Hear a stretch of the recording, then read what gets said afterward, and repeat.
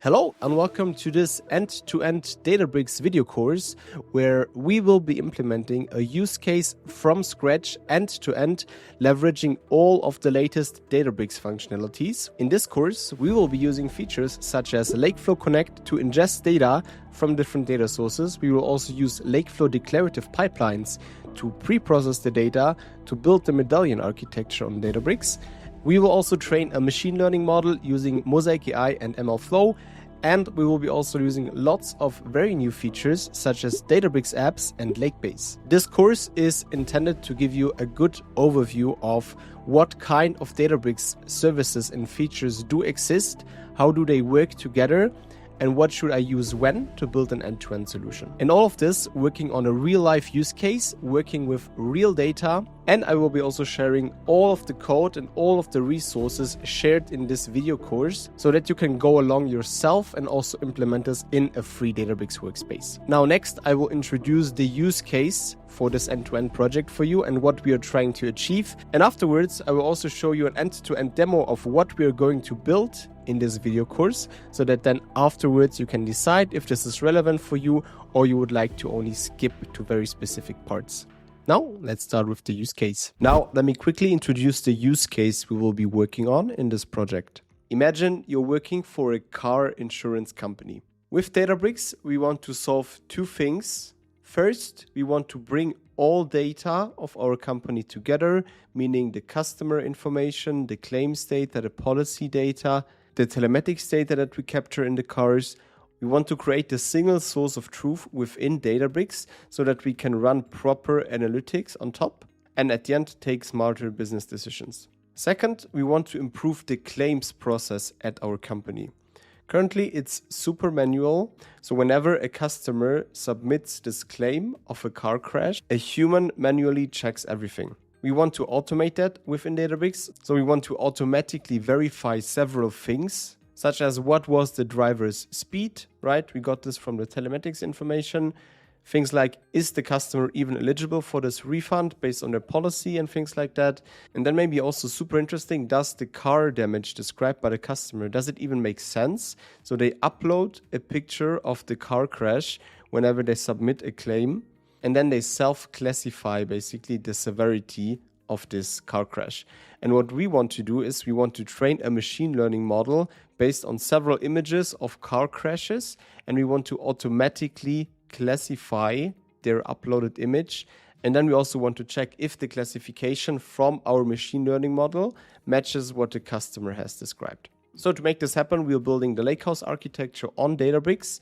We will ingest data from 3 key data sources. We will have a SQL server holding customer, policy, and claim information. We will also ingest data from a data stream. In this case, it's Kinesis data streams where the telematics data is streamed into. And we will also ingest data directly from an object store, in this case from Amazon S3, where the actual images of the car crashes are uploaded. For the ingestion, as well as data quality checks and transformations later on, we will use LakeFlow within Databricks.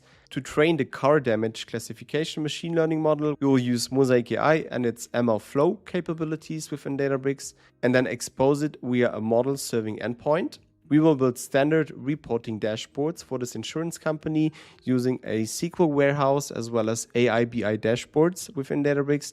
And we will also make the data available through a natural language interface using Databricks Genie.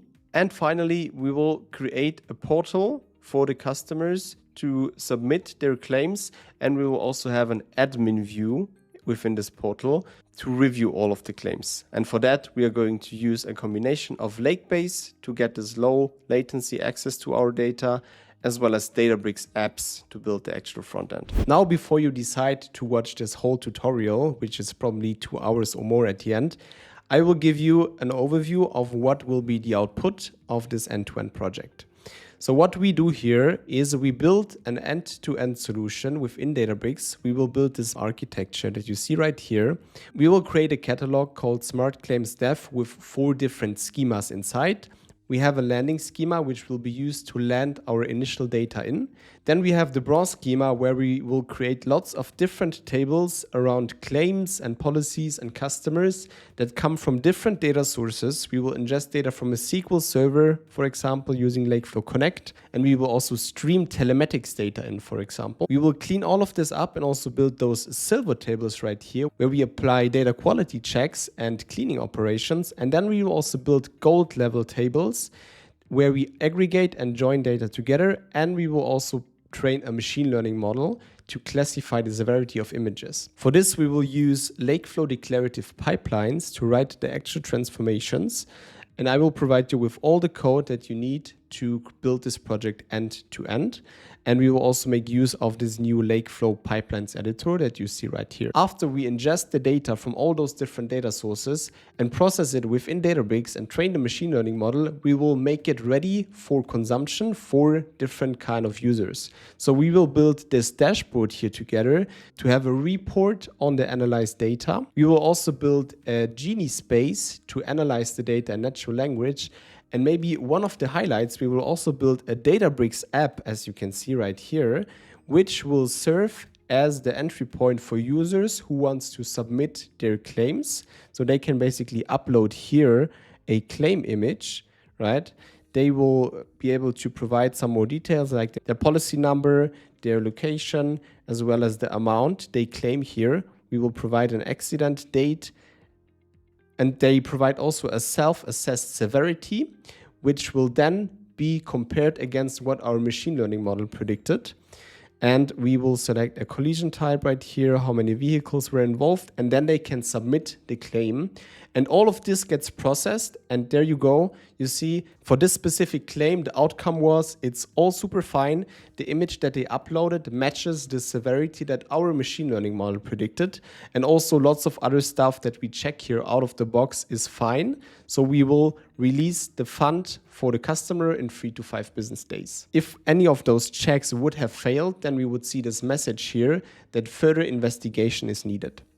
Investigation is also something built into this Databricks app. So if we click into the admin mode right here, you will see that we will also build this admin panel for internal employees to check all of the claims that were submitted. You see an overview of how they were classified as well as the total amount that was claimed. You will be able to filter here for the different severity types. And we have an analysis page where you can then see for each of the different claims if they pass the different checks. You will see all the claim details, and you will see also all the customer information as well as the image that they uploaded. And all of this is also powered by Lakebase. All right, I hope this made you excited about the project that we are about to build. And now we will start by ingesting the very first data source. All right, let's switch into Databricks and get started here. So before we dive into the first ingestion pipeline, let's have a quick look how our catalog is set up, how our Unity catalog is structured here. So we have one catalog called Smart Claims Dev. This will be the main catalog we will be working with. And inside there, we have 4 key schemas.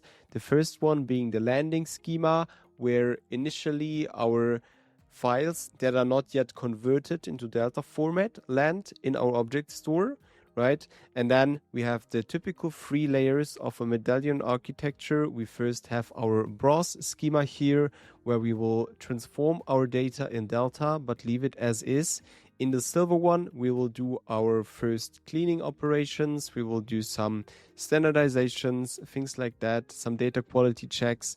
And then in the actual gold layer, we will have our aggregated data, our joint data ready to consume by, for example, an BI tool. Cool. For the first data source, we would like to ingest streaming data. In our use case, we have those telematics sensors in the different cars, and they stream data into Kinesis data streams. Kinesis data streams is a managed service by AWS. It's kind of similar to things like Kafka, where you can stream messages in, and then within Databricks, to ingest it into the Unity catalog, we need to read from the stream and create Delta tables out of that. For this, we will create a new LakeFlow declarative pipeline, formerly known as DLT. And all we have to do is click on New ETL Pipeline, provide a name here. Let's call it Kinesis Ingestion.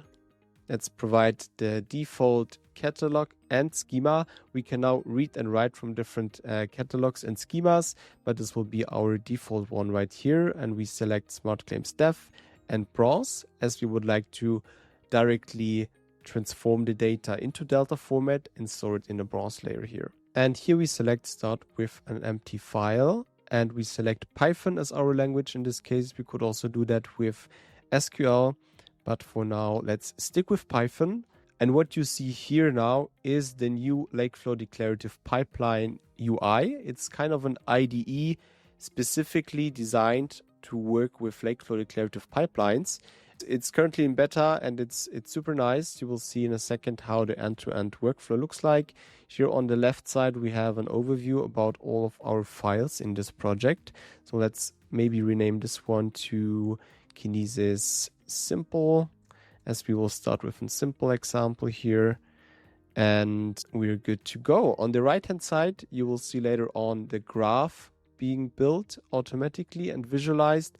And on the bottom, we will later see the actual tables created by this pipeline here and also see some sample values to make sure we are on the right track. Now, what we want to do is we want to read from the Kinesis stream. So first of all, I'm importing some libraries that we will need later on.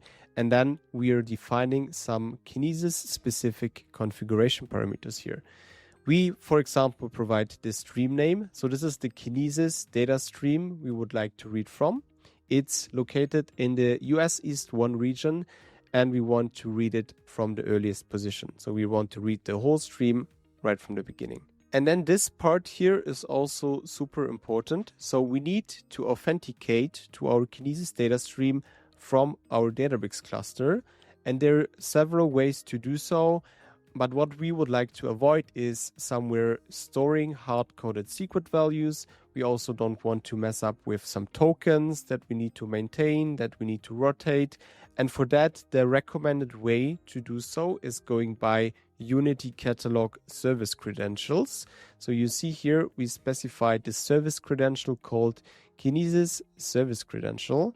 And this is something I have created already. Let's have a look in the Unity catalog for that. So on the Unity catalog, if we go to credentials right here, you will see exactly this Kinesis service credential, right? So if you would like to create it, it's super straightforward. You click here on create credential. It's not a storage credential, it's a service credential right here, which is supposed to be used to access several cloud services other than storage accounts, right? All you have to do is provide a name as well as an IAM role. And this IAM role is basically allowing us to access the Kinesis data stream. We don't need to maintain any secrets or rotate any tokens or anything like that. And it's all governed by the Unity catalog, which is super helpful. I don't want to show you all of the details, how I set this up. I will put the documentation in the description so you can have a look how to create in general those service credentials. And just to quickly maybe see how it looks within AWS. So I created this role here called Kinesis Service Credential Role. I gave it the proper permissions to read from the stream, to list the shards and so on and so forth. It's all documented what you need here. And then I also provided this trust relationship needed to our external ID, which is basically the connection to our Databricks account. Now, as we are already in AWS, let's also look into the Kinesis data stream that we are going to use. So there is only one over here, and this is exactly this telematics stream in US East that we will read from now inside Databricks. All right, now we have the configuration set up. We can authenticate to our stream through this service credential right here. Now let's look into the first implementation of our, let's say, most simple code to connect to the stream, to read from it, and to write into a Delta table. Here I provided some LakeFlow declarative pipeline code for that. I'm calling the table right here telematics test. I'm giving it some additional metadata. which you will also see later on in the Unity catalog. I'm describing that this is a parsed Kinesis data stream holding telematics data. In this case, it's not parsed yet, but we will change that later on. And it's really the most minimal implementation, how to read from the stream and write into Databricks.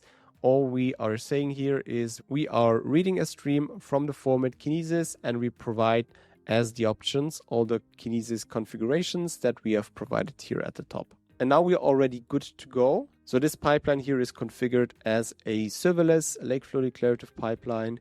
We could add some additional configurations, but I think for the first test, it's good to go. We click on Run Pipeline and see what happens. And there we go. Our serverless cluster is up and running.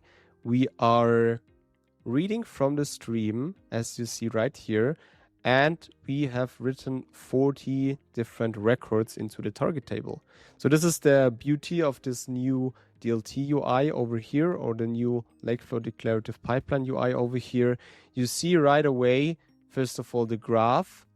You can see it alongside the code that you implement, and you also see the actual outputs here. So you see this telematics test table got created, and we can even click into it and see the sample data here.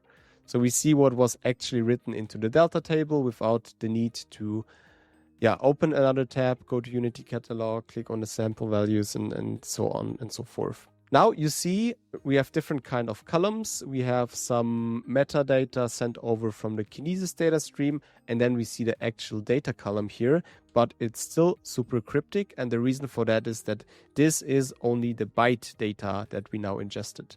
So we are reading the actual bytes from the stream. And as we have not performed any kind of parsing or any kind of implementation logic to make this proper readable data, we see only the bytes here. So this is what we're going to change next. We are creating a new file right here, and we call it Kinesis parsed.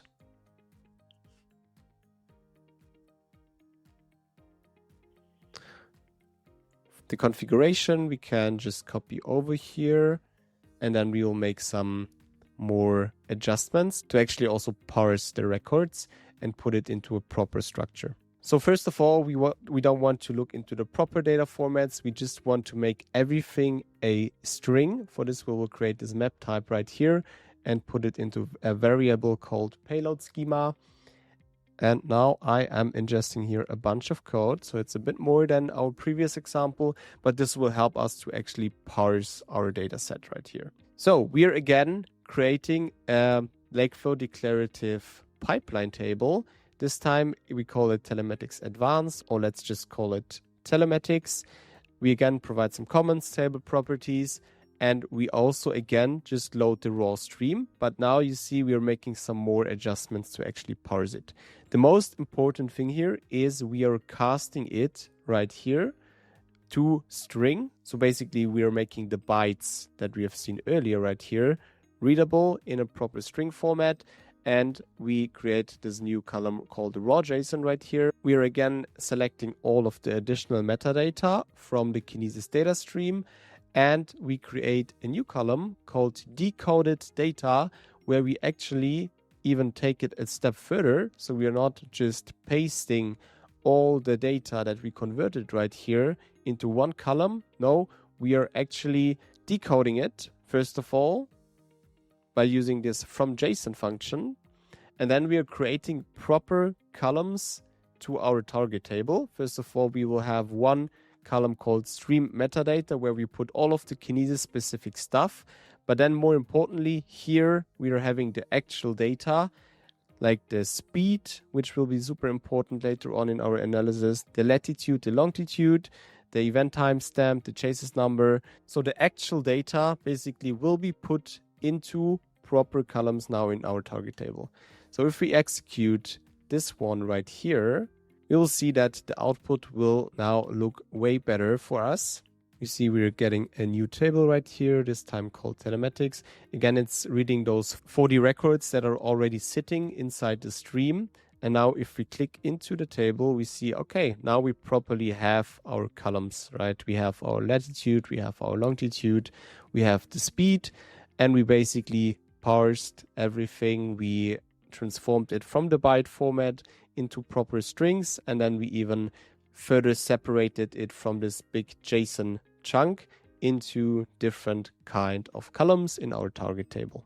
Now you already saw whenever I'm executing this pipeline here, it's actually reading from the stream and retrieving all the new data that was inserted there compared to the last run. And this is also the beauty of the LakeFlow declarative pipeline. So we did not have to specify any checkpointing location and stuff like that. All of that is abstracted away for us. And we also see streaming does not necessarily have to be a 24/7 running pipeline.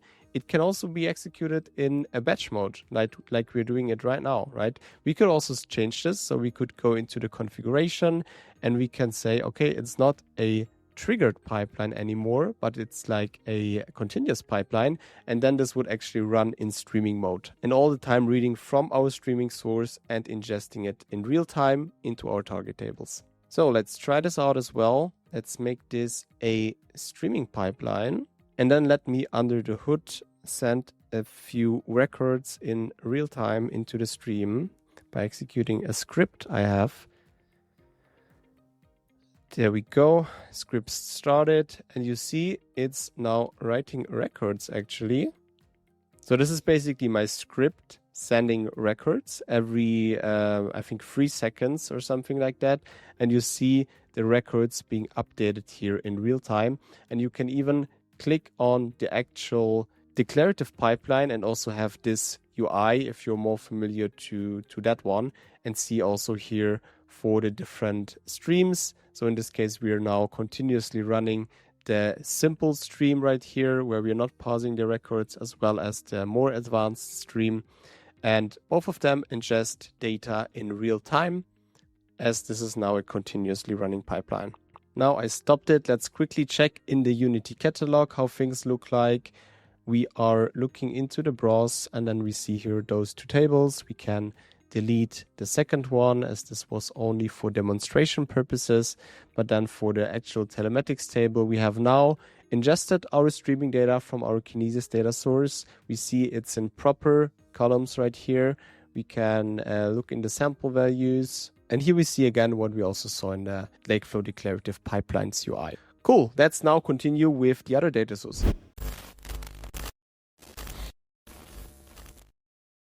The first step in every unified data platform is ingesting data from the different source systems. One of the key data sources is often a relational database, such as a Postgres or a SQL Server, where you need to pull data from and load it into your target analytical system, such as Databricks. Due to performance reasons and maybe real-time requirements, you don't want to load the full snapshot of the database multiple times per day. Instead, you often would want to incrementally ingest only the changes from the source database into the target system. In the past, achieving this often meant stitching together multiple different systems such as Debezium, Kafka, and so on. But in this hands-on video, I will show you how you can do that very simply using Databricks and LakeFlow Connect.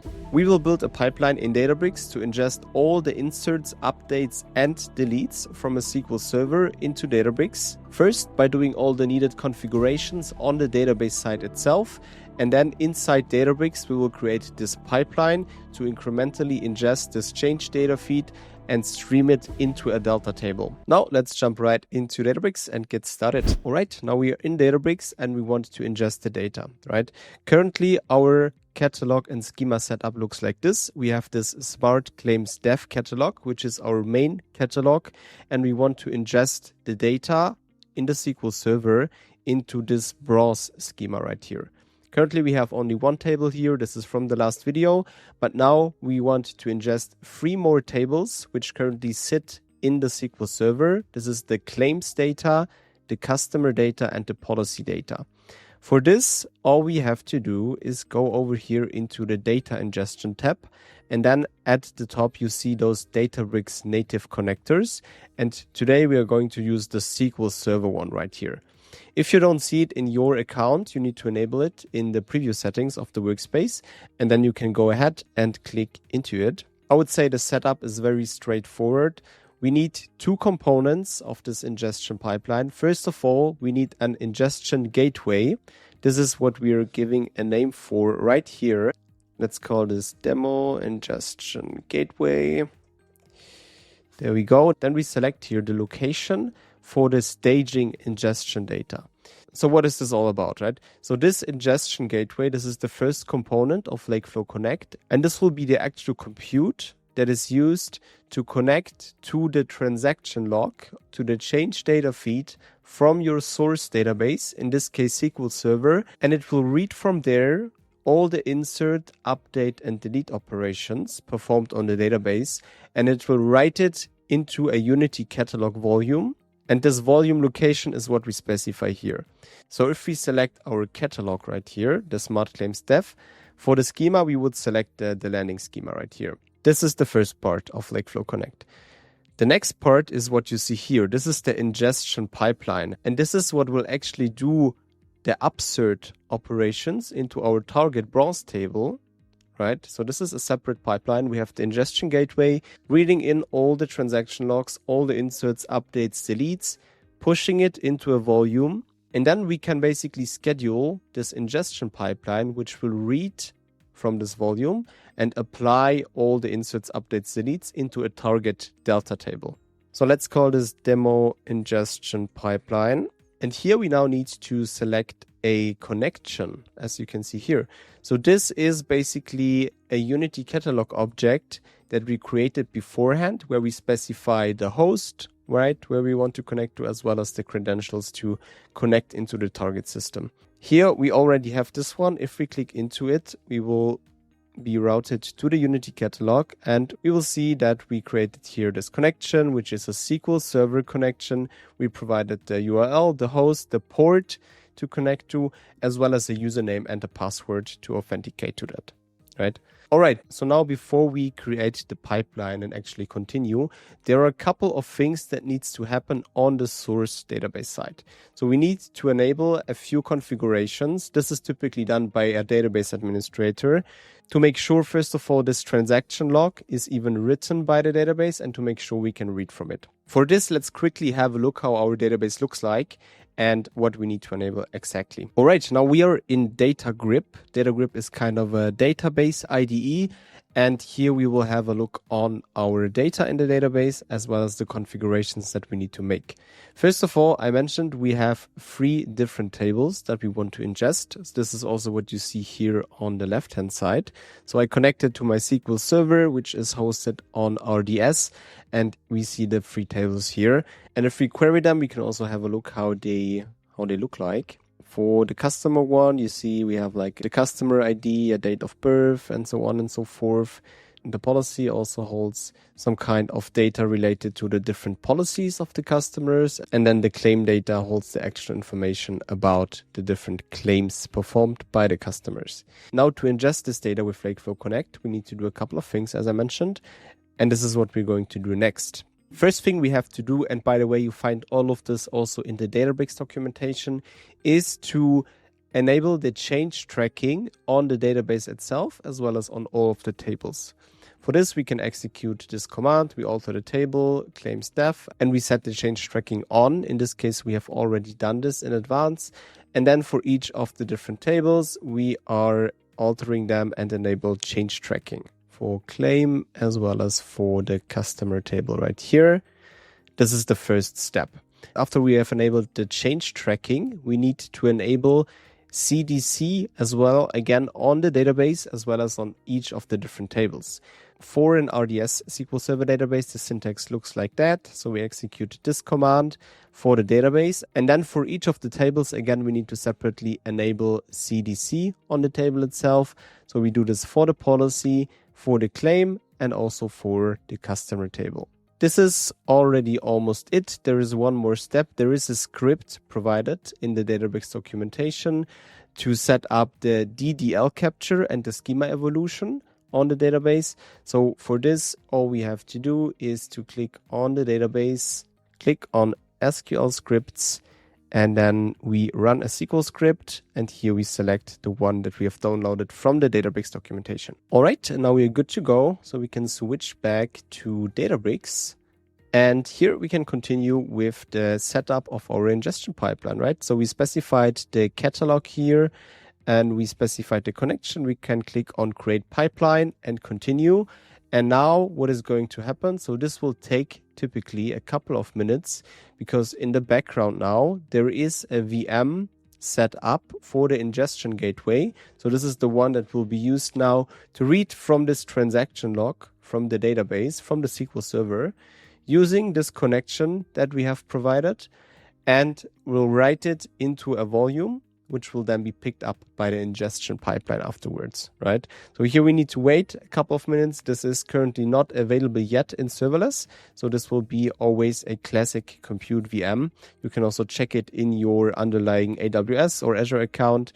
So let's wait for that, and then we can proceed with the next steps. Cool. After a few minutes, you will see something like this. So now we are connected to our SQL Server through the ingestion gateway, and we basically see an overview of our database, of the schema, and of the different tables that we have. And now we can select which tables we actually want to ingest. In this case, we want to ingest the claim, customer, as well as the policy. So we select all of them, and then we click on next right here. Now we have to select where to put basically the destination tables. So inside Databricks, we want to put it into this browse schema right here. So we select save and continue. We see the ingestion pipeline was saved, and now the pipeline configuration is validated. There we go. We are on the very last step. Here we can provide some additional configurations for this ingestion pipeline itself. So here, for example, we can add a schedule so that the ingestion pipeline is executed every hour, for example. So again, we have those two parts, right? We have the ingestion gateway, which is running all the time and getting the changes from the source system and putting it into a volume in Databricks. And then we have the ingestion pipeline, which is then using the inserts, updates, deletes from the volume and inserting it into a target table in our browse layer. And this is basically the ingestion pipeline configuration here. We can click on Save and Run Pipeline, and then we get directly moved into the Databricks Jobs and Pipelines UI. And here the job is executed. All right, and there we go. The pipeline is set up as well, and now it basically starts to ingest the data into the 3 different target tables. You see it's doing this in parallel for the claim, customer, and policy table. And that is already it. So all 3 tables have been ingested. So you see there were 13,000 records for the claim table upserted. For the customer, it were around 7,000 and 12,000 for the policy. Now let's check if this is actually true. So we go to the catalog and we click on our Smart Claims Dev catalog. And first of all, inside the landing one, we should see something exactly here. We see this volume, which was created to initially by the ingestion gateway insert a snapshot in this case of the source database. So as this was our very first run, it did a snapshot, right, of the source database. And now for the next executions, it will only track and only insert the recent changes, the inserts, updates, deletes, right? Now we see next to the telematics one that we already had before, we see the claim, customer, and policy tables. They're all streaming tables because under the hood, the ingestion gateway as well as the ingestion pipeline is running a LakeFlow declarative pipeline, formerly known as DLT. Therefore, it also creates streaming tables. And we see the schema here matches the one that we had in the source database. And if we click into the sample data, we can actually see data right here, right? So it all worked. So what we can do now to check if also the incremental updates work, because currently it just basically inserted the snapshot, right? But now we are interested in the incremental changes that happen during the day.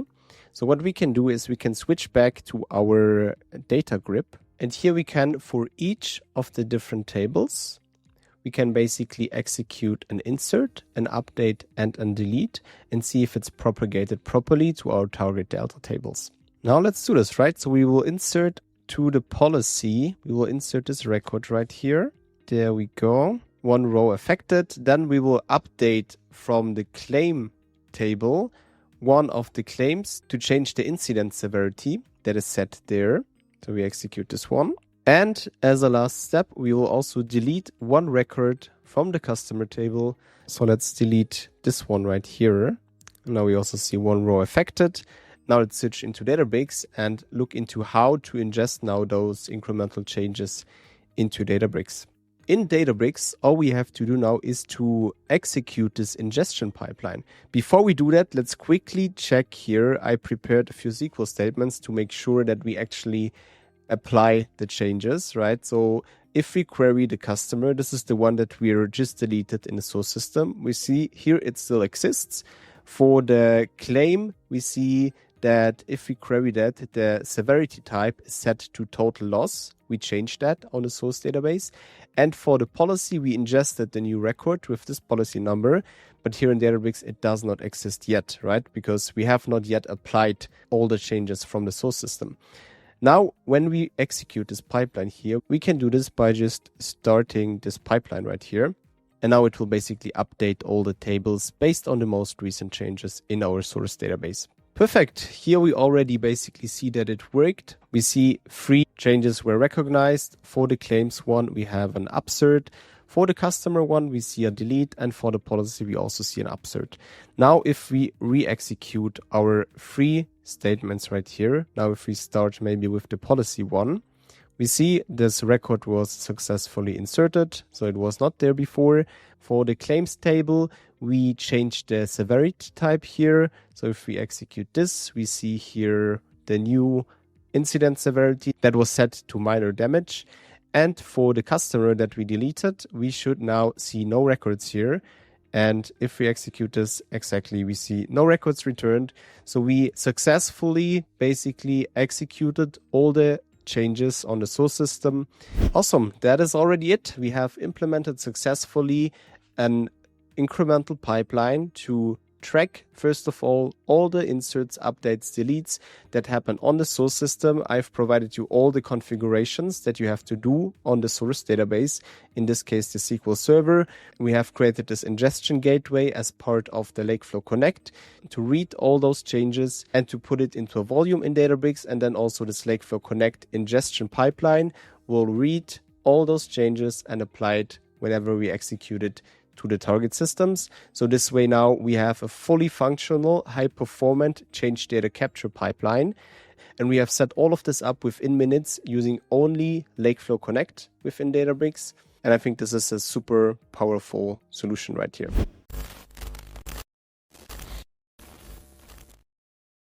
One of the most common data sources in lakehouses is actually a file sitting in an object store. Someone pushes their CSV files or JSON files or just images into your S3 bucket or Azure Data Lake. And now you have to figure out, how do I ingest this data incrementally into my data platform such as Databricks and transform it into a proper lakehouse format such as Delta or Iceberg? If you implement this, you probably have the following questions.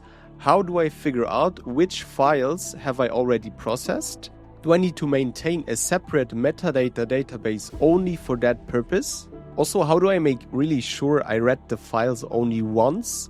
And what do I do with schema changes? And also, last but not least, how do I archive or delete the files that I have already processed so that I don't have to store the files twice?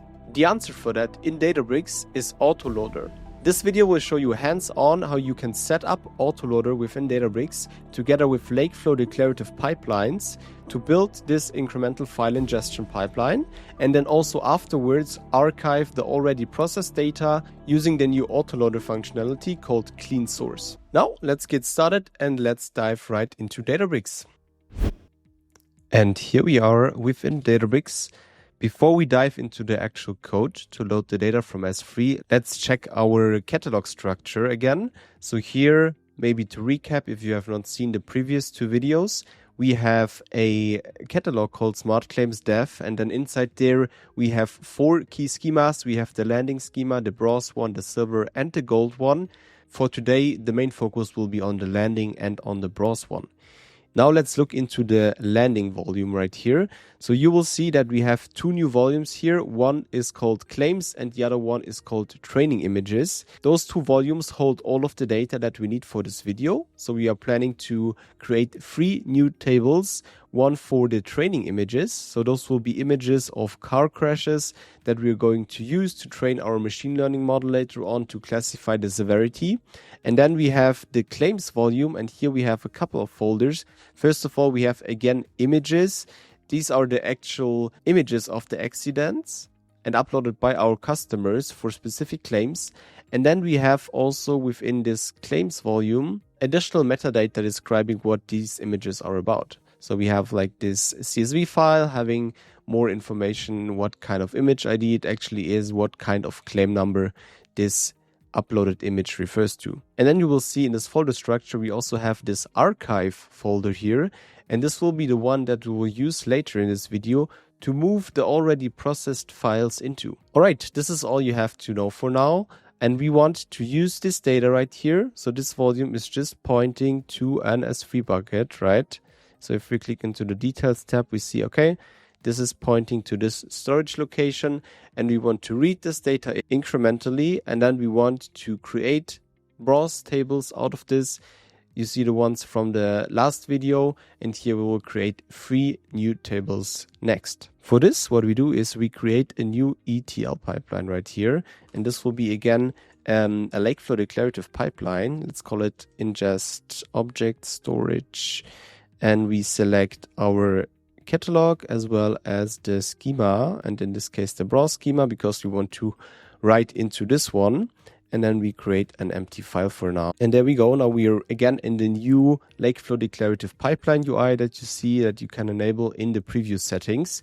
And now we want to create those 3 tables that I just described, those 3 browse tables. And for each of the tables, we will explore different autoloader functionalities. And we start with the most basic example. Now we zoom in a bit, and then we start by specifying some metadata about our target table. So we start with the training images. We add a comment here as well. And then we also add this table property describing it's a browse level table. And now the implementation of Autoloader is actually the most minimal implementation that you can have. So all we do here is we are reading the stream and putting as a format cloud files right here. And this basically means that we are going to use Autoloader under the hood to incrementally read the files from the specified location. We do one more configuration. We set the format to binary file as we are dealing with image data right here. And then we specify the volume path, and this will be the one that we have just seen, where we have all of our image data that we will use later on for training purposes. We don't do any fancy stuff here like archiving files or handling schema evolution. This we will look into next as well. But for now, let's just execute the most minimal configuration right here. Typically, if you work with Autoloader outside of the declarative pipelines, you would need to make some additional configurations, such as setting the checkpoint location, the schema location. Here it's all handled for you. So really all you have to do is specifying where you want to read from, and that you want to read in the format cloud files, and that's it. There we go. The cluster is up and running. The pipeline is being executed, and we are reading from our object store. And we will probably see here a few written records. There we go. We have 56 written records right here. So this means we have now successfully created this table and have read the data from the object store. Now, if we would add more data into this S3 bucket and re-execute this pipeline, it would automatically figure out what has already been read and only read and ingest the new files right there. We will see this for the next table in action. But for now, let's also quickly check if the table was actually created in the Unity Catalog. For this, we will jump over here and have a look into our browse. And there we go. We see the training images. We see that we have the path right here. We have the content, which is the actual image representation in binary format, and also some additional metadata right here. Cool. That was a very simple example. Now let's look into some more advanced Autoloader functionalities as well. First of all, for the next table, let's look into schema evolution, right? So we ingest now the metadata of the images. And we will look into how we can handle schema of evolution for example, CSV files. For this, first of all, let us paste some code here. And this is really exactly the same code that we have seen earlier, just pointing to another subfolder in our volume and creating another table. So this will be the claims images metadata. And in this case, it's CSV files, right? So for now, it's exactly the same what we have seen right now. And here, I want to elaborate a bit more on the schema evolution. So one parameter that you do not see here because it's set by default is this one right here. So cloudfiles.schemaEvolution is set by default to add new columns. So this means if I run this pipeline to ingest the data, and then on the next run, I have added for the new records another column, right? It will add it automatically also to our Delta table schema. So now let's try this out, right? We will run this pipeline right here, and we will create this claims images meta table. And for now, we keep it with the default with like the schema evolution mode set to the add new columns right here. And there we go. This one is also being created. And instead of going into the Unity catalog, we can also just see some sample data right here. So there we go. We have this table successfully inserted right here. And now what we want to do is we want to add some more data into the S3 bucket with a new column. And this data will look like this here, but with the difference that it will have another column. And we will see how the behavior is with this default configuration first of all, and then we will make some changes to that. Now to do that, I will do the following. I will go to the Unity catalog, go into the claims, metadata, and then right here, I will upload some data. So I can do this right from Databricks instead of going through the AWS console. In there, I will upload a record right here. We will also have a look into it in a second. So if we open it, we see it's just one record.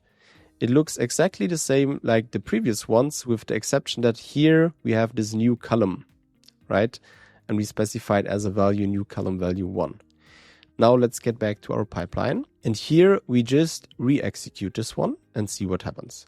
So now we see for the first time, we see the actual autoloader functionality as it knows now, okay, the first file we have already processed and ingested, and now it will only ingest basically the new file. So for written records, we should see just one right here, as our new file has only one record, right? There we go. This is exactly what we see right here.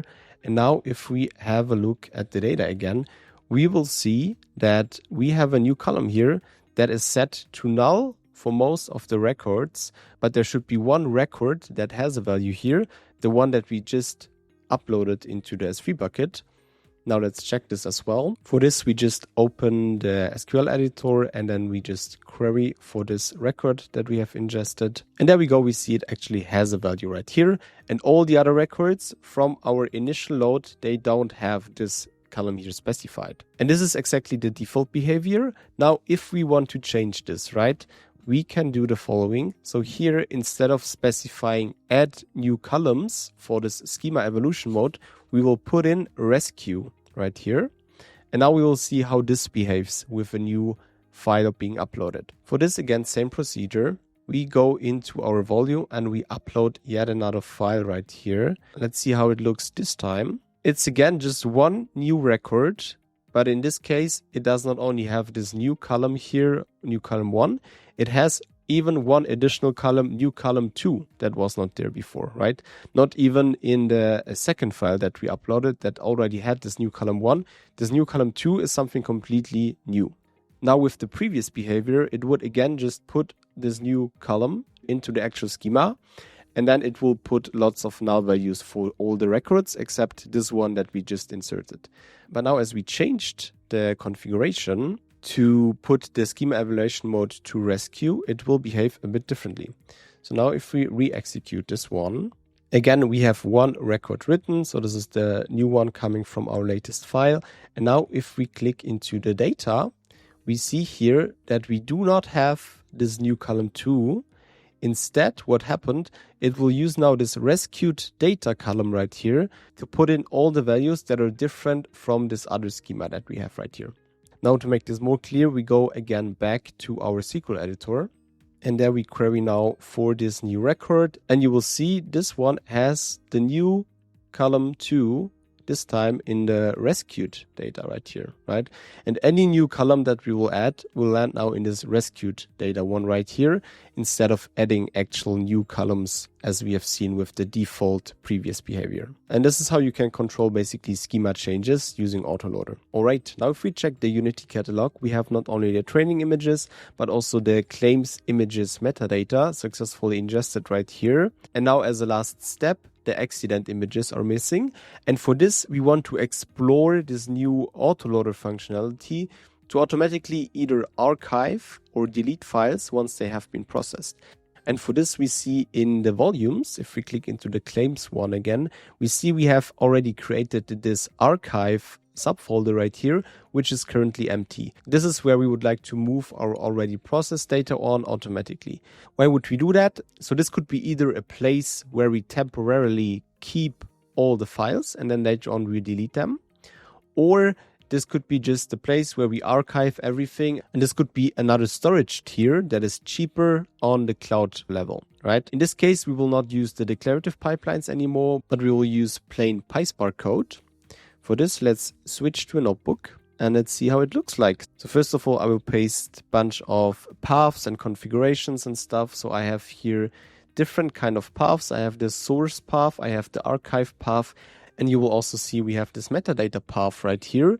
Because currently we were working with declarative pipelines, lots of things were abstracted away from us that are typically needed to configure in this autoloader pipelines if you're working with the normal imperative Spark code. You will see this in a second.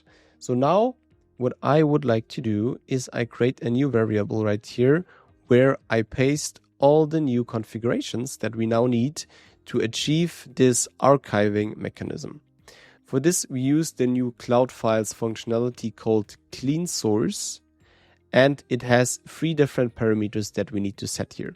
First of all, the clean source type right here, we set it to move, right? Because after the data has been processed, we want to move it to another destination. The other alternative here would be to set this to delete. So after files have been processed, you would like to delete them. In this case, we would like to move them.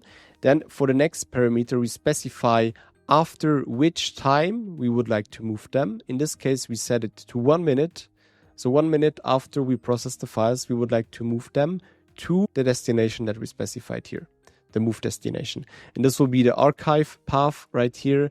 And this is what we just have seen in the volumes, basically the subfolder called archive. And then we paste a bunch of more code here to do the read and to write it out into a target table. It looks very similar to the declarative pipeline code that we have seen. We are also pasting here those archive configurations that we have just set. And for now, we will do it in available now true mode, meaning we execute this on a batch, right? It will not run in a continuously running streaming pipeline. So now I will just execute it right here, and we will see what happens. All right, the pipeline did just run now. We see it was successfully executed. And now if we check the Unity catalog and go to the browse schema and then refresh it, we should see right here this new claim images table that we have now. Now, if we check the claims volume right here and then we go into the archive, we see our files have actually been moved right here. Right? So it all worked successfully. Sometimes you need to re-execute this pipeline because here the retention duration is set to 1 minute, right? And if this is taking less than a minute, then it would probably not move the files and you would need to re-execute this whole pipeline. But in like a production scenario where you anyways probably have a scheduled pipeline that runs maybe several times per day, then in one of the runs, it would definitely pick up this task and move the files to the destination target. All right, and that was already it. So in this video, you saw how you can use Autoloader to very efficiently load incremental data from an object store and also do things like archiving your processed data automatically. Now in the last 3 videos, we have ingested data from a streaming source, from a relational database, and now also from an object store. And then in the next video, we will look into how to process this data, how to apply data quality checks, and how to orchestrate the whole pipeline. Data transformations or ETL pipelines are one of the core capabilities of every data and AI platform. For big data in particular, Apache Spark is the go-to framework for distributed data processing. And the Databricks founders are actually the original creators of Apache Spark. Therefore, obviously, Databricks is a great platform to run your Spark code to transform your data across the medallion architecture. Now, to make data processing pipelines easier, more reliable, and also more performant, Databricks a few years ago introduced an ETL framework called Delta Live Tables, which has recently been open sourced as part of the Apache Spark project, and it also got a rename to LakeFlow Declarative Pipelines or Spark Declarative Pipelines, as well as some major updates within the framework itself. In my opinion, declarative pipelines offer the following major benefits. First of all, they unify batch and stream processing as they provide this declarative interface to write your pipelines so you can easily switch batch and streaming whenever your requirements change. Additionally, you get data quality functionalities right built into the framework, and declarative pipelines are really built for incremental processing, so it becomes super easy to write those pipelines where you always only propagate your incremental new data changes throughout your whole pipeline. And you can also do things like change data capture and slowly changing dimensions with just a few lines of code. After you've implemented your data processing pipeline, you probably want to orchestrate everything. And for this, Databricks offers LakeFlow Jobs, which was previously known as workflows, to orchestrate your whole pipeline, to put a schedule on top of it, to define triggers, job parameters, and much more. In this video, we will use LakeFlow declarative pipelines to build our silver and gold tables by implementing pipelines to clean the data, to apply some data quality checks, and then to join it to make it ready for consumption by downstream applications. Now, let's jump right into Databricks and get started. All right, let's go. Here we are within Databricks. And as always, let's quickly check our catalog structure. We are still operating in the Smart Claims Dev catalog if you have watched the previous videos. And today we will be mainly focusing on the silver and the gold schema as we are building the cleaning transformations as well as the aggregations. So let's quickly check maybe again what we have already here. Within the landing schema, we have all the volumes, right? So here we have the volumes that were created by our ingestion gateway to ingest the SQL Server data, as well as the volumes that we created to upload the images. And then in Browse, we created all those different tables for the claims, for the claim images, for the customers, policy, telematics, and all of that was ingested in the previous parts. And now we would like to transform this data. We would like to clean it, and we want to put it into a structure so that we can consume it by downstream applications. And for this, we will clean the tables and put it into the silver one, which is currently empty. And then we will also have this gold schema where we will put the aggregated data into. Now for this, we would need to write some code. And for that, we will again create some LakeFlow declarative pipelines. So we click on New ETL pipeline right here. This time we call it Transformations. And then we select our catalog, and the default schema this time should be maybe the silver one. And we will again use the new LakeFlow pipelines editor. And for now, let's start with an empty file. Now, let's give this some structures. Let's create some separate files for the different stages. We will create 2 new files for Browse to Silver and for Silver to Gold. Now, let's start with the actual implementation of the Browse to Silver pipelines. For this, first of all, we will import some functions as well as defining our catalog, Browse schema, and Silver schema, as we will refer to this several times within this file. By the way, this could be also later on abstracted away into pipeline configurations. But for now, let's just hardcode it right into here. And now we can start cleaning our data. And let's start maybe with the claims data set. To do that, let's maybe quickly first open a new tab to have a quick look into the data set, right? So we query from the Browse claim table, and then we see how it currently looks like. It is already in a quite clean state, but what we see here, for example, we have lots of dates inside here, like the license issue date. and they are actually in string format. So we would like to convert them into date format. And this is one of the typical cleaning operations that you do from bronze to silver. And then we would also like to do some data quality checks to make sure that very important columns, such as the claim number, for example, they are not 0, right? They have a specific value. And then we could also apply some other checks on the other columns using the built-in data quality functionalities within the declarative pipelines. So let's do that. So we paste here our initial code. This is just defining, again, the name of the table. In this case, we will put it into the silver schema. We will call it exactly the same as we call it in the bronze schema. So again, it's just called claim, but this time in the silver schema. We will set some table properties to enhance the metadata right here. And now we will add our data quality checks. And for this, we can leverage this built-in data quality functionalities within the declarative pipelines. So what we do here, for now, we could add much more here, but we will just focus on 2 quality checks for now per table. And for this claim table, we check 2 things, right? First of all, this is the syntax, how you create those data quality checks within the declarative pipelines. So you just specify right before the table definition, you specify expect all, for example, if you have multiple checks.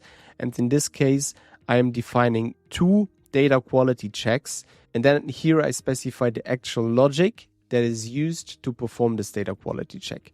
So here it's super simple. I'm just saying claim number is not null. And then I have a second check, checking for the valid incident hour, right? We have this column called incident hour, and I just want to make sure it's between 0 and 23 to make sure this is not some weird number that does not make sense. So now you might be wondering, okay, what if one of those data quality checks right here is not passing, right? So what if I have a claim number that is indeed a null?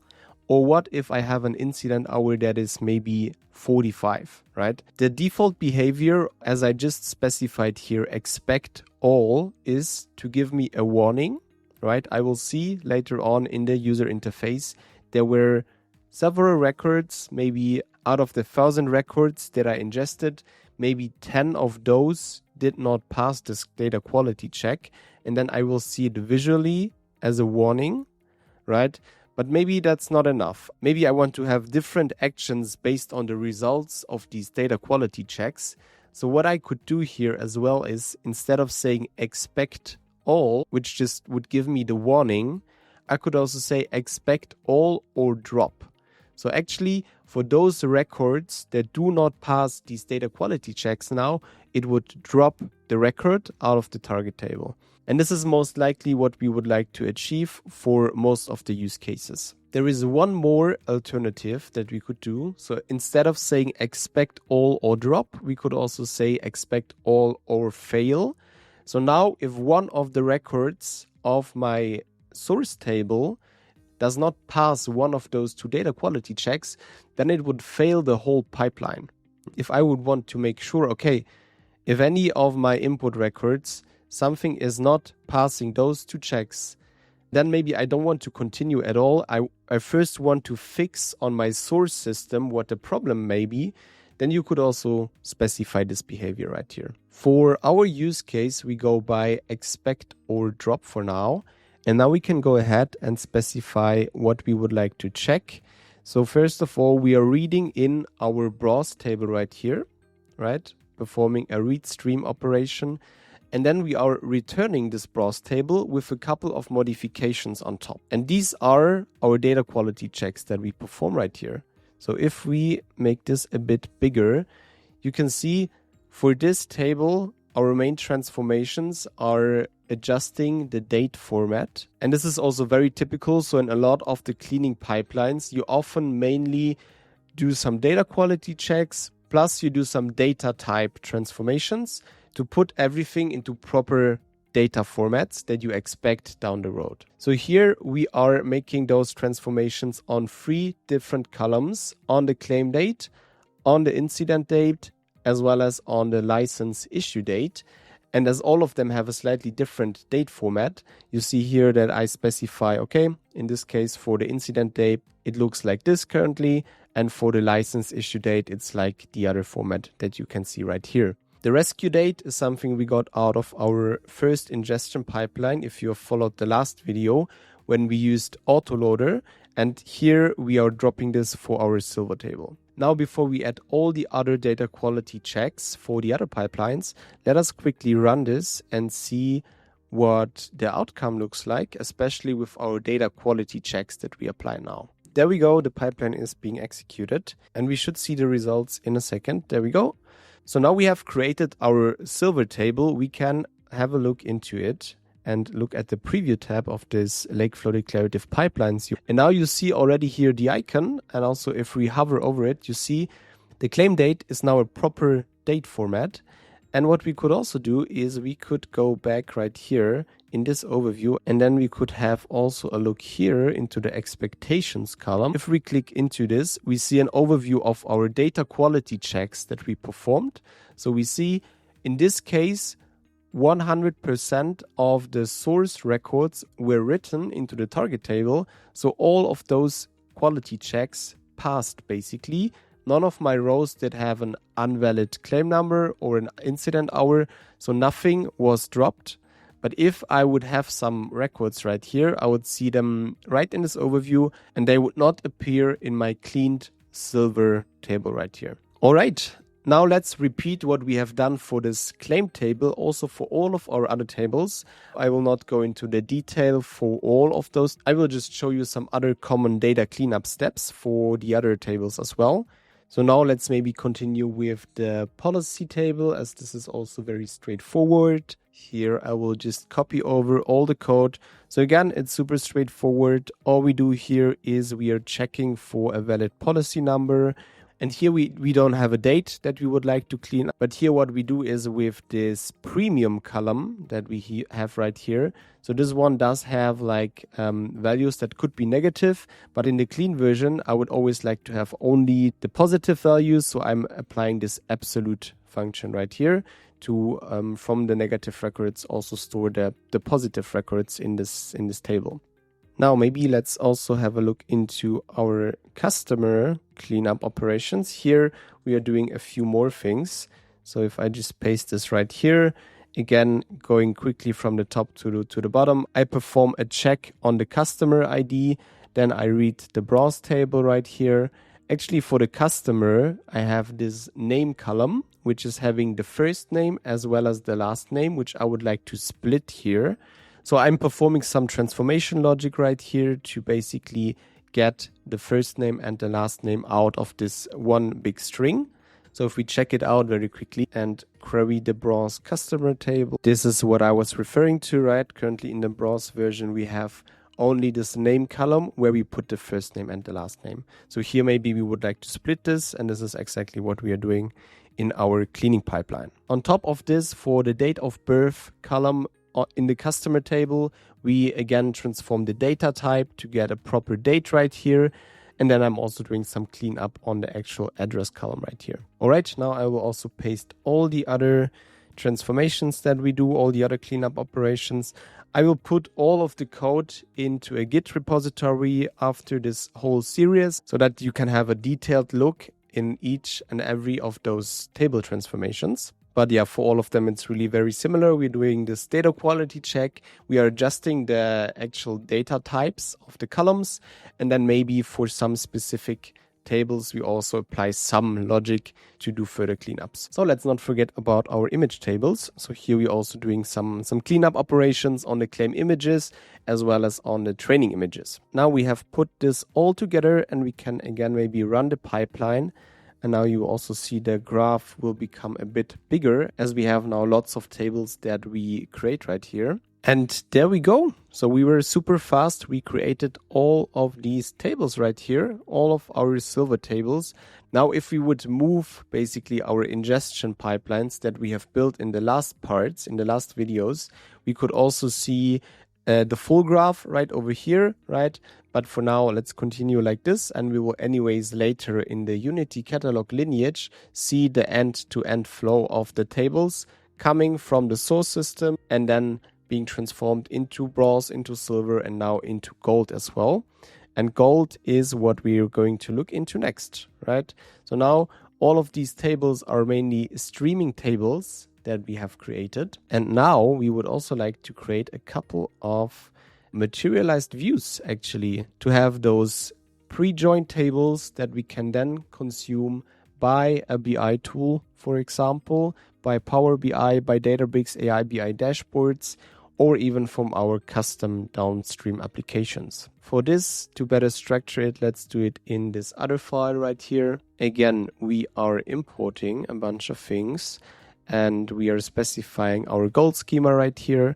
And now we can go ahead and create our transformations. So let's start with a super simple one, which is the aggregated telematics. Here we are now reading from the silver table that we have just created in the other file. And now we are basically aggregating. We are grouping by this chassis number, and then we are aggregating on the speed. And then we're also averaging this location where the actual speed was recorded, right? And this is quite typical for streaming data. You have lots of small records, and most of the time for your actual analytical analysis, you don't need those super fine granular records, right? For telematics, it could be that every second or something, it captures 10 different records of the speed of the latitude, the longitude. So often you aggregate here, you put an average, and maybe you say, okay, in this 10-second time frame, there was this kind of speed in this kind of location. Now we would also like to pre-join some of the tables that we have to create materialized views that are basically pre-joined tables. And whenever something is changing in one of the silver tables, it will just incrementally update this materialized view, right? So here, if we create this new table, in this case, it's a customer claim and policy join. And if we update our silver customer table, for example, it will not recompute this whole target table. It will only update our materialized view based on the new customer record. We are, by the way, putting here as table properties gold for all of our gold tables. And here again, it's a super simple pipeline. So we're just reading in the cleaned policy, claim, and customer from our silver layer. And then we perform this join right here. We are first joining the claims with the policy, and then we return the full join, also including the customer information right here. Now let's create one final table right here, because you see here we have now this table having the customer claim and policy information. And then we would like to have one final table that actually also includes the telematics information. For this, we create this very long name here, customer claim policy telematics table. And again, we're reading in the table that we just created right here. So the customer claim policy table. And what we do here is we are joining it with the aggregated telematics data. All right, as I mentioned, all the code will be uploaded to GitHub so you can have a detailed look. And now let's also execute this part here so that we have the gold tables created as well. Maybe also to show you one more thing. So you see here now this pipeline failed as I don't have this GeoPy library installed on the serverless cluster. So to fix this, what I have to do basically is I have to go into my settings. I have to go into the environment right here. And then I need to add this dependency to also include this custom library into our serverless cluster. So I can just put here this version, for example, I save it and then I re-execute it, and then now it should all work. There we go. The run successfully completed now, and we see here our full graph on the right hand side. Again, this is missing the bronze tables because we did not put them in here yet. Otherwise it would show the whole end-to-end graph. But for now we already see, okay, we created those different tables, and you also see the input tables are mainly streaming tables that we have right here. So those optimized delta tables produced by LakeFlow declarative pipelines for very high performant input. And then we have on the next layers mainly materialized views that we use, for example, to have this joint customer claim policy telematics table. And again, this will help us to only incrementally reprocess this table whenever new records come in. Awesome. Now let's maybe also quickly check the Unity catalog. And then afterwards, we actually bring everything into a proper pipeline that we orchestrate and that we schedule from time to time. Now back in the Unity catalog, we click into our silver and gold schema right here. And now we see all of those tables were created right there. And we can go ahead. And what we can also do now, as in our LakeFlow declarative pipeline that we just implemented, we did not see the full lineage because we were building this in separate parts and in separate pipelines basically. But now within the Unity catalog, if we click into the lineage, for example, let's take this target table right here. So now if we click into the lineage right here, we see those tables that were created. But then we also could potentially see the browse tables right here as well. And this is all created for you automatically, and you can even check this on a column level. So if you click into one of the columns within the table, you will see exactly where it came from and where it went to. Cool, now let's orchestrate this whole thing, right? So we have created all the code to ingest the data, to clean it, to build the gold tables.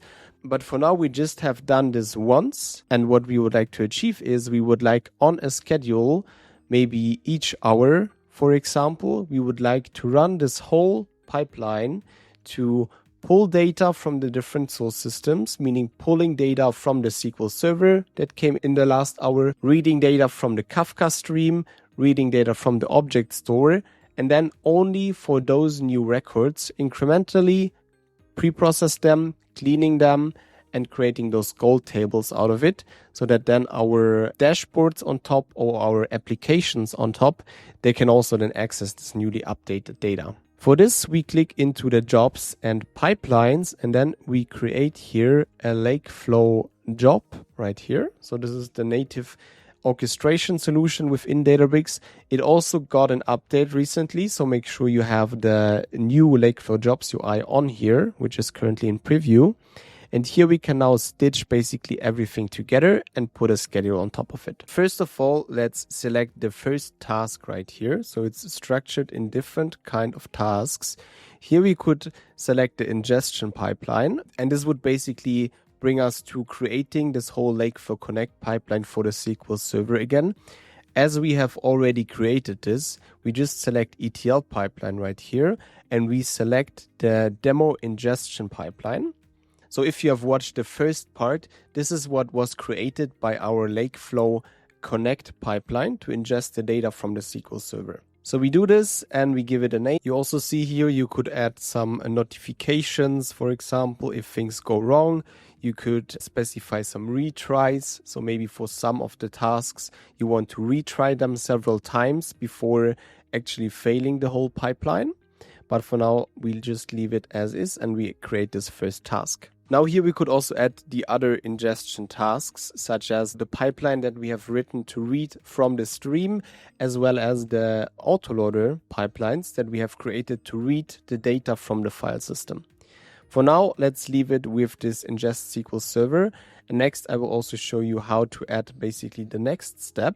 So here we are selecting again ETL pipeline. As for the bronze to silver to gold, we also created earlier in this part, we created this LakeFlow declarative pipeline to clean the data and to join the data. So here we call this cleaning and aggregation, and we select this data transformations pipeline. And this is pretty much how it works. We can also now specify some dependencies when to actually run this second task here. So we can say, okay, only if all the previous ones succeeded. If I would have different separate tasks right here, I could also say, if at least one succeeded, please proceed with this here. And then we can structure it like this. You see, there are also lots of other tasks that could be used. So for now, we were mainly using the declarative pipelines here as a task. But as you can see here, it could be also just simply orchestrating a notebook, a Python script, a SQL file. There is also this DBT integration that could be useful. You can put in if and else conditions within your orchestration pipeline. You could even do looping with this for each task right here. And you can also even refresh a Databricks dashboard or a Power BI semantic model right from within the pipe. After you have set all of this up here, what you would typically do is you would create a schedule right here. So you would say, for example, for this kind of pipeline, it is a scheduled pipeline that I would like to trigger every hour, for example, and then this whole pipeline would be executed and read the new data in from the source systems, incrementally process it through all your different stages, and then maybe even publish it to a Power BI semantic model, for example. Except from this scheduled trigger, there is also a file arrival trigger, and there is also currently in preview a table trigger that you could use. All right, and that's already it. This is how you would set up this whole end-to-end orchestration pipeline to ingest and process your new arriving data on a schedule. Cool, and that was already it for this part. So we have seen how we can create LakeFlow declarative pipelines and use its natively built-in data quality checks to first of all clean our data and also to apply some small transformations in this step from bronze to silver to fixed data types, for example. And then we have also seen how we can use those silver tables and then create gold level materialized views on top where we join the different tables together, but we still keep this incremental way of working. And then at the end, we have seen how we can see the end-to-end lineage, as well as how we can orchestrate this whole pipeline end-to-end and execute it, for example, on a schedule. While there has been lots of hype around generative AI and foundational models, there are still lots of use cases for traditional machine learning which make it into production. Bringing machine learning models into production can be a struggle, and that's why Databricks back then created this project called MLflow, which is a framework to build production-ready machine learning projects with its tracking and all the machine learning lifecycle functionalities. To build a machine learning model within Databricks, but also anywhere else, you need to do a couple of things. First of all, you need to ingest and pre-process the data. Often you start with exploring the data first in a notebook, then you start your first experiments to build the first models, and those you would ideally like to track. Afterwards, once you're happy with the result, you typically register this model in a model registry to then version it there and use this also as the central place to pull your model from to do either batch inference or real-time inference. Additionally, you often also want to have things like a feature store and also capabilities to monitor your model in production to automatically, for example, detect drift and to kick off automatically a new retraining job. All of this is possible within Databricks and its native MLflow capabilities. And in this video, we will work on a computer vision project where we are basically fine-tuning a ResNet deep learning model to classify the severity of car crashes. So we want to upload a picture, and then our machine learning model should give us an indication if this damage that we see on this car crash is rather a small damage, it's a big damage, or it's maybe a total crash. This is actually the fifth part of an end-to-end Databricks project where we are currently working on to build a smart claims application. So if you would like to understand all the context and the use case, I would recommend to check out the other 4 videos. But now let's get started and move right into Databricks. Now we are here within Databricks, and let's have a quick look into our catalog structure and what kind of data we have already here. In the last parts of this video series, we have created this landing, bronze, silver, and gold schema where we ingest the data from various data sources. We built those bronze data tables out of it. We cleaned it and put it into the silver schema. And then we even built like aggregations and joins on top and put this into the gold schema.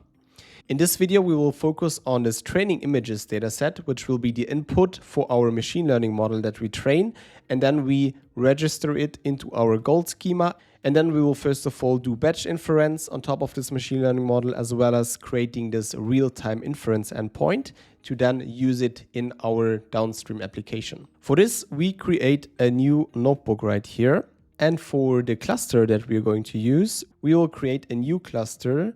And this time we will use a machine learning cluster as it has lots of those frameworks and libraries that we need already pre-installed. We give it a name and we create it. All right, first of all, we install a couple of libraries right here, and then we can already get started with, first of all, exploring the data that we have and then making some pre-processing steps so that we can then train the machine learning model. First of all, the data that we are going to read in is coming from the Silver schema, and the data is stored in training images.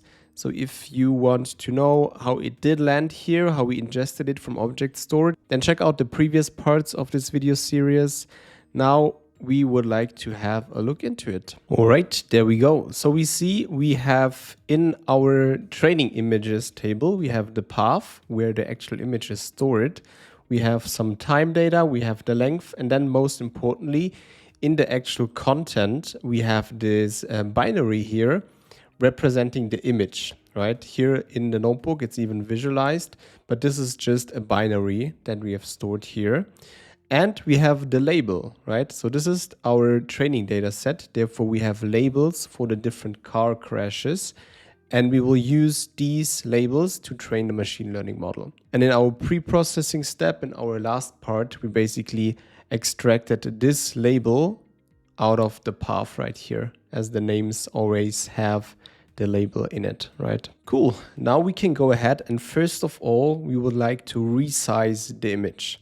For this, we are implementing a small function called resize image UDF. UDF stands for user defined function. And we do this because we will take as a baseline a ResNet deep learning model and we will fine tune it. And this model was trained on image sizes of 224. And therefore we need to resize all of our input images to basically match this preferred size for the machine learning model so that we can get better results out of it. So we create this function here. I don't want to go into all of the specifics. You will find the code at the end of the course in a Git repository. And then we are using this function and apply it to the training data frame, overwriting the column content and applying this resize image UDF function on the actual previous content. And then we store it in a new delta table called training images resized. And then we simply execute this right here. Right afterwards, we will also quickly double check our output table and see if it was created properly. And there we go. You see it looks very similar. The only thing that changed basically is that we have transformed the content to the proper image sizes. All right, now our input training data is ready. Now to train a machine learning model within Databricks, leveraging MLflow as the machine learning lifecycle management framework, we will create first a new MLflow experiment. For this, we click over here, click into custom model training and give it a name. In this case, let's call it image claims classifier. We click on create right here.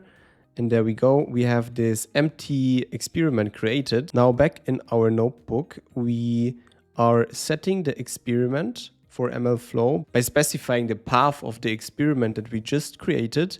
And then there is one more step. So we transform our resized images into this dataset variable to convert it into a format that our machine learning model can understand. And then we split the dataset into a training and into a test portion to use this for the machine learning model training run. Now we need to make a few more transformations. So even though we resized the image already to the size of 224 earlier, our current dataset still has just those JPEG bytes basically. And neural networks do not understand this. They work with tensors, and on top of that, our ResNet model that we are going to use expects the input to be normalized. So this is what we have to do as well. Therefore, we now do all of this right here. So first of all, we are using, as I mentioned already, the ResNet pre-trained model, which we would like to fine tune. And this is from Hugging Face, basically. And then we do all of those transformations that I just mentioned. All right, so let us execute this now as well. So now we have loaded this pre-trained image classification model that was already trained on lots of image data. Now we want to fine-tune it basically on our data.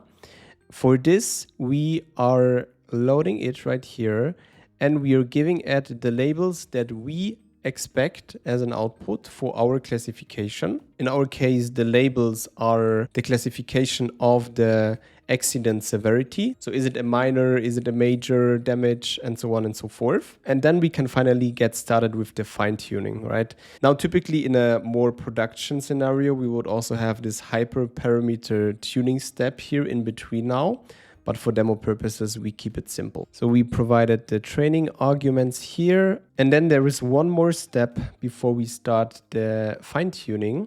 So we basically wrap the model in this format that you can see right here, so that later on we can first of all easily register it as an MLflow model in the Unity Catalog model registry. And we can also easily then load it back and do inference on top of it. Perfect. And now we can finally go ahead. Again, I will not go through all of this code here, but essentially we are now starting our fine-tuning model training run here. And the most important thing is that we are using MLflow here to run this experiment. We also give it a name right here. And we are also logging all of the training parameters, so that everything is tracked within this MLflow experiment, so that also afterwards we can really easily understand how we came up with this model result. So what kind of parameters were used, what kind of data was used, the hyperparameters, and so on and so forth. Everything is logged within MLflow. And now we can go ahead and start this training run over here. And you will see it will kick off an MLflow experiment. So if we click over here, we see that within our experiment that we created earlier, now this run is being kicked off and we can already click into it. It will take a while to complete, but you already see lots of parameters that are used in this training run will be tracked here. And this is super important to not lose track of what you're doing in your experiments, so that later on, if you bring a model in production, you know exactly what kind of model you bring into production, what the parameters were, what it was trained on, what kind of model was used, and so on and so forth. And there we go, the experiment successfully run. And now again, to elaborate once more on the experiment tracking within Databricks, you see all those information here, right? You even see like the notebook that was used and much more information. Now what you would like to do is to register this model that was created out of this experiment into the Unity Catalog within Databricks to first of all govern it also through the Unity Catalog. And also this is the way how you later on make it accessible for inference. Now let's do this. Let's go back to our notebook. And here we register a new model using MLflow.register model. So this is registering it in our Unity Catalog. And we specify the name. So we will store this in the gold schema and call it claims damage level. And we will also give it an alias that this is the prod model. And now let's execute this.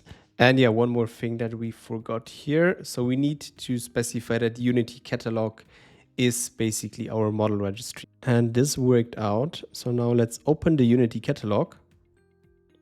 And here within the gold schema, we see we have now a machine learning model called claims damage level. We see this alias that we provided with prod. And we see this is the version number 1. And if we click into it, we can also see that this was produced out of this training run over here. We have now successfully trained our machine learning model and we registered it in the Unity Catalog. Now let's test it out. To test it, let's do some batch inference using this model.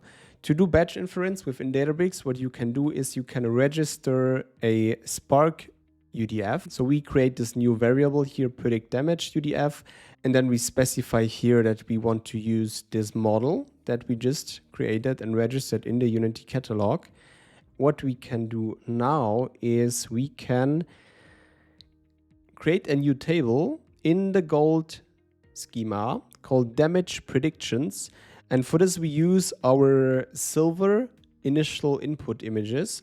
We add a new column called damage prediction. And then here we are leveraging the UDF basically. And therefore we do batch inference using Spark. And now if we execute this, cool, that was successfully executed. Now let's check out the output table. And here we see exactly the same table that we had earlier, but now we have included the damage predictions basically, right? So you see the predicted labels right over here, and we already see some labels are wrong, some are right. And to get a better idea of how it performed, let's create this results table right here, and then we will plot a confusion matrix right over here. And then we will see how our model performed. There we go. So we see it did okay, right? We also did not provide that much image data. We did not do proper pre-processing, proper hyperparameter tuning and stuff like that. We just used this as an example. And you see here, it already recognized correctly most of the images. So it put 16 into major, which were actually major damages. 13 into minor, which were actually minor, and then also 13 into okay, which were actually okay. And we see here some problems, right? Where for example, the prediction was okay, but it was actually labeled as a minor damage within our input data set. Also, we can right from here serve this model now in a real-time inference endpoint, right, where we provide now a name for it. We specify the model, and then we also specify the hardware where this model serving endpoint should run on. So is it like a CPU? Is it a big GPU, for example? And then we just click here on create, and then we have a real-time model serving endpoint. And this we have already done. So if we click right here into this real-time serving endpoint, we see it's ready to use. And now we can actually use this endpoint here in our application that we're about to build to do real-time inference. So as soon as the customer is uploading their image for the claim, we can in real time classify it and compare it against whatever the customer is claiming the severity of the image is. Cool, so this is the first part, what we wanted to do. So our goal is to build this smart claims process, right? Now we have a machine learning model that we can use to classify automatically the images that our customers upload when they submit their claims for their accidents. But on top of that, we also want to check some additional things before we proceed with the decision if we want to refund automatically to the customer or if you want to do some additional manual checks. So one of the checks we do is, of course, this machine learning model. When the customer submits their claim, they specify how they themselves would classify the severity of this car crash. And then we run this machine learning model and compare basically if this matches what the customer is saying, right?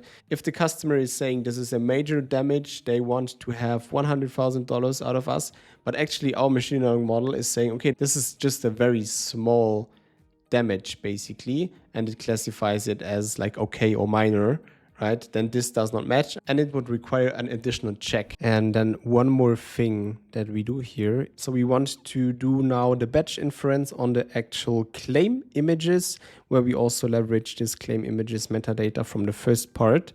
So far, we have only done it right over here for the training images, right? To build this plot chart. But now for the actual claim images, we also run this batch inference and store it in this output table claim images predicted. This is what we would like to build as a rule engine to decide if we want to release funds or we want to have some more investigation by a human, right? So the first part we already implemented. We have the accident images. We use our machine learning model to classify the severity, and then we compare basically the reported severity against the machine learning assessed severity. Now we want to check also a few more things, such as the policy information and the claim information. So we want to check if the customer that is submitting a claim, if their policy they have is still valid, and also if the claim amount that they specify when they submit their claim, if it is actually within the policy coverage, or this also requires further investigation. And then as a last step, also for the telematics data, so all the data coming from the cars telling us how fast the customer was driving, we also want to check basically based on the location of the accident and the speed assessment that we do if the driver was driving maybe too fast. And all of this we take into our decision if we want to automatically release the funds or we want to do further investigation. Now let's also quickly build all of these other checks. So this one we basically already have, but now also for the other checks, we will build a small rules engine. And here we do one more thing before we look into the actual rules. We create a table where we join basically our claim images predicted that we have just built together with our customer claim policy telematics table, because this is the table that we will use to apply our rules on top. We create a new table that we call claims rules. This is where we will put all the different rules that we have and that we can easily apply on top of our input data set. It will all become very clear in a second if we create the first rule basically. And one more thing, so we write a small helper function to insert a rule into this table here. And let us execute those two cells here. There we go. And now we can create the first rule, and then it becomes, I think, super clear what we are trying to do here. So we want to check if for the customer who submits the claim exceeds the policy amount, right? The amount that was agreed on in the policy from the customer that they can claim. And for this, we specify this SQL query right here. So this is what will be checked here. Basically, if the sum insured, so how much is basically covered by our policy, if it's bigger than total, and total is coming from our claim data set and is specifying how much the customer claims, right? If this is bigger, then it's all good. Then it's in the range of my customer's policy. Otherwise, it does not match, right? So this is the first check we do. We insert it into our claims rules table right here. And then we do similar things for our other checks. First of all, let us also create this for the machine learning model. So then we go ahead and create this severity rule. So we check basically if the severity matches what the customer is reporting when they submit the claim. We check the speed as well. Here we basically just hard code 45. And then we create an output table called release funds right here, where we check against all of the rules that we specified. And if all of them are good to go, so if the customer has a valid policy amount, if our machine learning model assessed severity matches what they claimed, and if the customer is not exceeding the speed, then we will release the funds. Otherwise not. All right, and now it should become all super clear why we did that, because now what we can do very easily is we can basically go through all of those rules here and simply apply them on our target table and then create this claim insights table out of it. And if we do this, and now let us quickly query the table to see the results basically. It looks exactly like the previous table, but now it has all the results of our checks right in here. So you see these new columns here. We see for this specific record, for example, the date was not valid. And then we got the different descriptions of the severity, if it matches or not, of the speed. And then we got this overarching column that is specifying if the claim needs more investigation, or if all of those previous checks are fine, the funds can be released. And this way we built this rules engine that we can also extend very easily afterwards and then reapply to our target table to reassess basically all of our previous claims. All right, and that was already it for this part. So we have seen how we can use Databricks to build very easily within the notebook a machine learning model. And most importantly, how we can use MLflow to, first of all, to track our experiments, and also then how to register it in the Unity Catalog, and then how to do inference on top of it.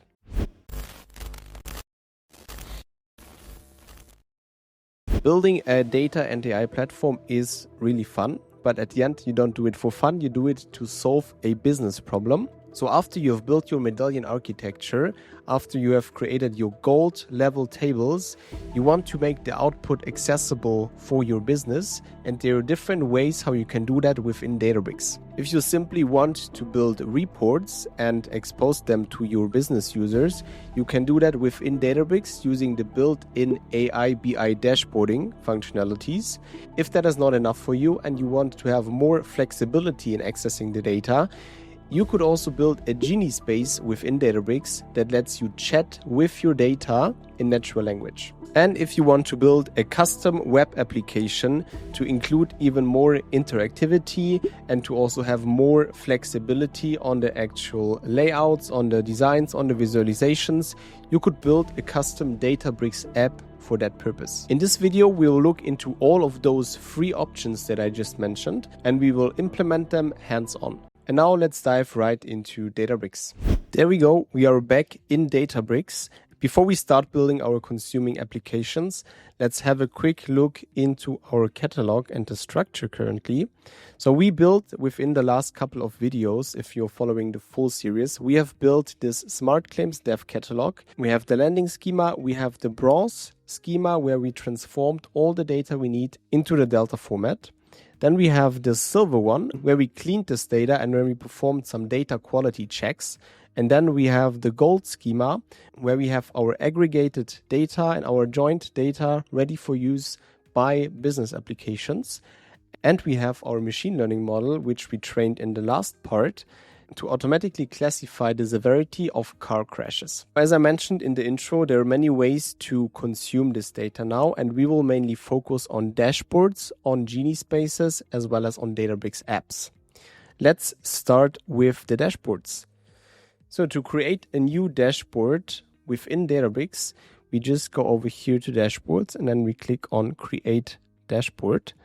And that's already it. We can go ahead and get started. We get some instructions how to go about a new dashboard, and we call this claims investigation. And we already get the instructions right here. So first thing we would need to do is to add some data that is powering this dashboard. So let's do this. And basically what we do here is based on the tables that we have already created previously, based on the, for example, gold tables that are already registered in the Unity Catalog, we can now do some queries on top and use this then for a visualization in the dashboard. So let's select here our catalog and one of the schemas. And here we start with this example. So we are accessing the Smart Claims Dev Gold schema. And we use this claim insights table that we produced in the last episode. And all we do here is we are counting the incident severity by the type, right? And now you see we added some parameters right here for the start and the end date so that we can do this dynamic. And let me quickly edit this and make this a date.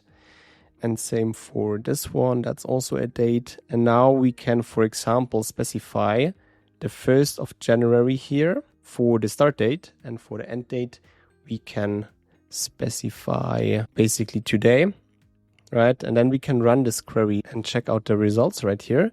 So this is just a normal SQL query that we created right here.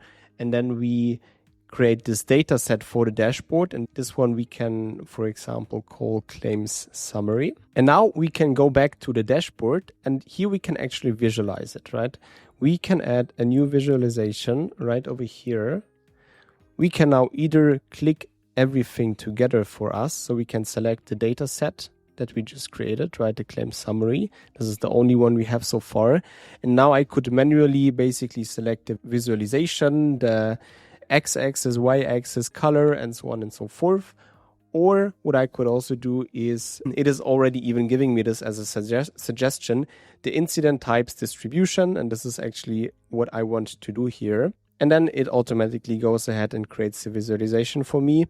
I could further adjust that and say, okay, I don't want to have a pie chart. I actually want to have a bar chart. I could make it the other way around. And then I could also do the coloring better by specifying here that I want to have colors for the actual severity right here. And yeah, I could further customize this also for the coloring.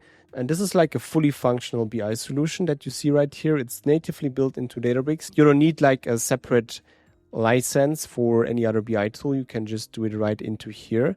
And it also recently added quite a lot of new features. So we can also now set things like general themes right here, for example. We can do the dark mode, light mode switch. Now, this is what I have done already previously. And this is what you can see right over here. So I have created this dashboard with lots more visualizations based on our tables that we created within Databricks. And this gives us basically an overview about our whole claims that we analyzed within Databricks. And yeah, now I have this dashboard, which is great. So it shows me an overview of all the claims that have been already processed, right? It can also show me like outputs of my machine learning model, for example. But for this, we will use the Databricks apps in a second. But what else can we do, right? So we have this more or less static dashboard that is typically created by certain personas within your organization. And if you are a business user, maybe this answers most of your questions, but maybe you would like to know something specific that is not covered yet by this dashboard. Now, what you would have to do is reach out back to your data analysts, data engineers, and so on to include this into this dashboard, right? Maybe the data is not even there yet. Maybe there needs to be some data transformations first.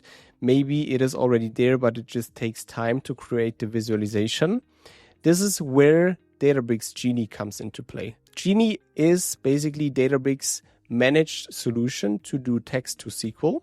So if we go ahead over here and we create a new Genie space, and the first thing we do is we connect it to our data sets. In this case, we could select our claim insights table, for example.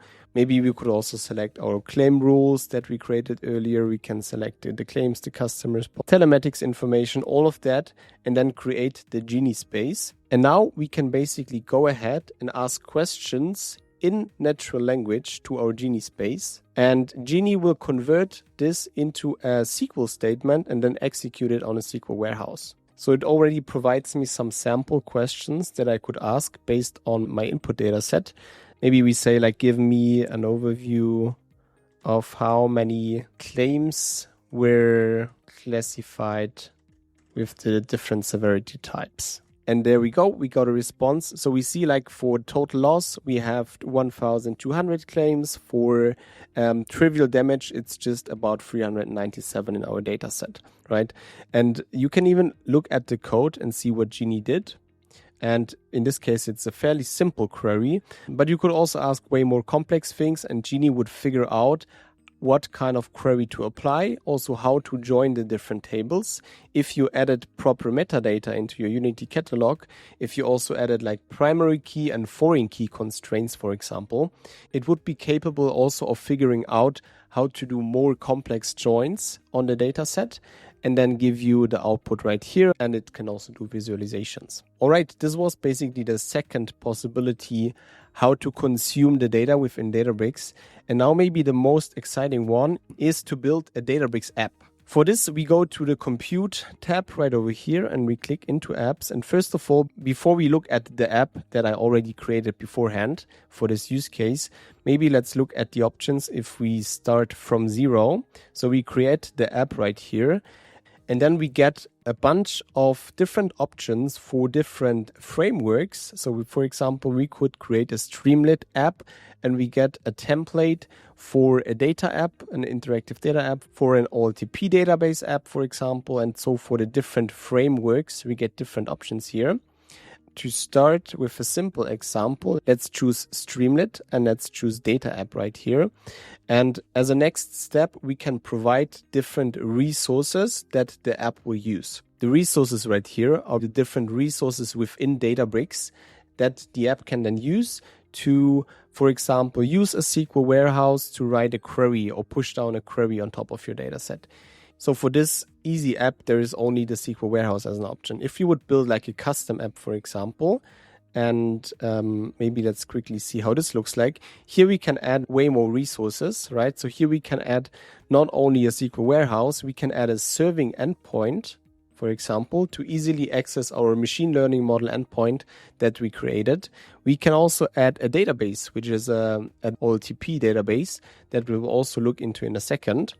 And therefore, we can link our different resources within Databricks so that the app can very easily access. Now, let's go back to the simple example where we wanted to create a Streamlit data app. And we select our SQL warehouse. We click on Next, Next, and Install. Now we wait a couple of minutes for the app to actually deploy, and then we can access it. Now the app is running. So if we click into it, we will see how a sample app could look like. We authorize it, and there we go. This is like a sample app and how it could look like. So here we have some input fields to predict the fare on some sample taxi data set, right? And it's just like a web app now that we can use. We can expose it internally in our company and basically build on top of this template. Cool. Now we have seen the simple example. Now let's look into the app that I have built already for our use case, which is deployed right here. First of all, maybe before we look into the app, let's quickly check out the resources right here, because here it's a bit more advanced compared to what we have seen so far. So in this case, I have not only the SQL warehouse, but I have also a Postgres database and a serving endpoint. So you may be wondering about this database right here. So maybe let's quickly look into this and then we check out the actual app.